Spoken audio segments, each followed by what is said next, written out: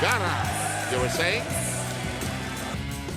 Husay, determinasyon, disiplina, at puso sa pagtulong sa kapwa.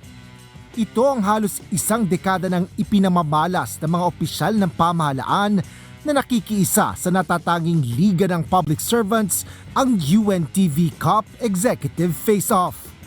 At sa pagsisimula ng UNTV Cup Executive Face-Off ngayong 2026, muling masisilayan ang kanilang galing sa basketball.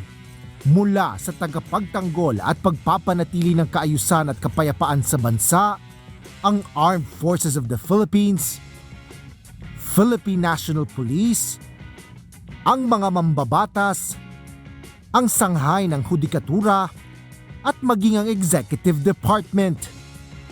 Kasi, let's say, sa AFP, gusto ko makita si General doon, di ba? O kaya si Mr. Kibucho doon na for fun, manood o kahit manood lang siya sa opening game, kahit di siya maglaro, ang laki-laki pong bagay sa atin po yun. Let's say, sa Senate, pag nakapaglaro yung mga senador, yun po, di ba? Malaking bagay po yun. At siyempre, yung mga high-ranking, let's say sa BIR, mismo si Commissioner ay makita natin magkasasali. Kasama rin sa layunin ng Liga ang mapabuti ang ugnayan ng iba't ibang sanghay ng pamahalaan. Yung executive face-off, secondary na lang po yun manalo.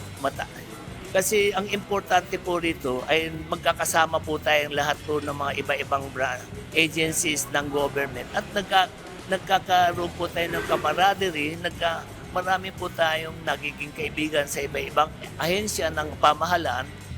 Dahil sa ilang taon ng tagumpay ng Liga, ilang ahensya pa ang nagpasabi na rin na nais makasali sa UNTV Cup Executive Face-Off. Meron na si PDEA, basta nagpaparamdam na sumali. Sabi ko, mag-submit sila ng lineup, titingnan natin kung pasok sila doon sa protocol. Higit sa lahat ng layunin ay naroon pa rin ang pagtulong sa kapwa.